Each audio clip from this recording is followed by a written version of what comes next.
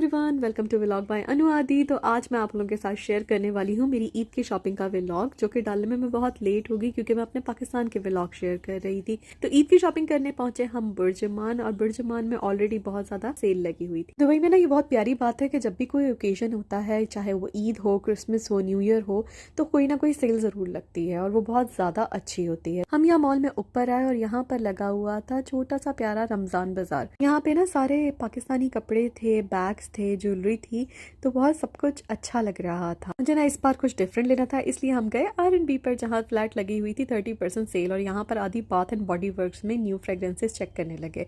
फिर हम अंदर एंटर हुए और मैं गई डायरेक्ट अपने कपड़े सेलेक्ट करके ट्राई रूम में, और 1 बाय 1 मैंने ट्राई रूम में अपने कपड़े पहन के चेक किए कि कौन से ज़्यादा अच्छे लग रहे हैं, कौन से ज़्यादा अच्छे नहीं लग रहे हैं। और इस तरह करने से हमें फोटो सेशन का भी टाइम मिल जाता है और आराम से आप चेक कर सकते हैं। तो मैंने परचेज किए थे ये तीनों ड्रेसेस। अब बारी थी कुछ खाने की, तो सेम एज हम हमेशा की तरह आए फूड कोर्ट, और वहाँ पे मिले हमें हमारे प्यारे KFC वाले बाबा। बुर्जुमान में इन्होंने अपनी ये ब्रांच ना काफ़ी मॉडिफाई की है। फिर हम गए यहाँ पर ऑर्डर देने के थोड़ी देर में हमारा ऑर्डर आ चुका था। हमने जल्दी से खाना खाया और उसके बाद हम जाने लगे वापस घर की तरफ। जाते जाते हम चेक करने लगे थे कि सिनेमा में कौन सी न्यू मूवी आने वाली है, मगर उस वक्त हमें कोई अच्छी समझ नहीं आई।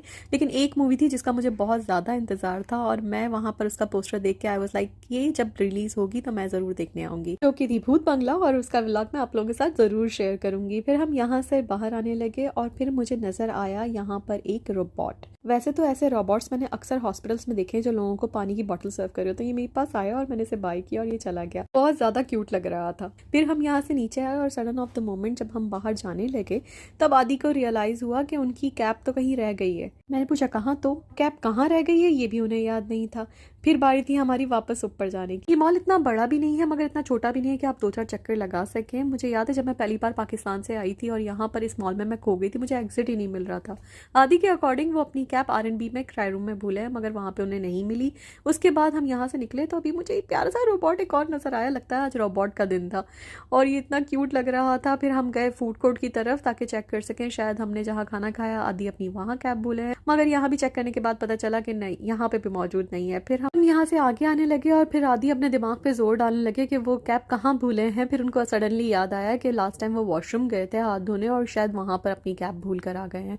मैं वॉशरूम के बाहर वेट कर रही थी और फाइनली वहाँ पर आदि को उनकी कैप मिल गई, और फिर हम यहाँ से आए वापस नीचे की तरफ। कैप मिलने के बाद आदि ऐसा महसूस कर रहे थे जैसे उन्होंने कोई चैलेंज कंप्लीट कर लिया है। फिर हम यहाँ से निकले बाहर की तरफ और आगे हमारी आइटम के पास। तो अब बारी थी हमारी घर जाने की। शाम हो चुकी थी और ये था मेरी ईद की शॉपिंग का व्लॉग। मिलते हैं अगले व्लॉग में, तब तक के लिए बाय।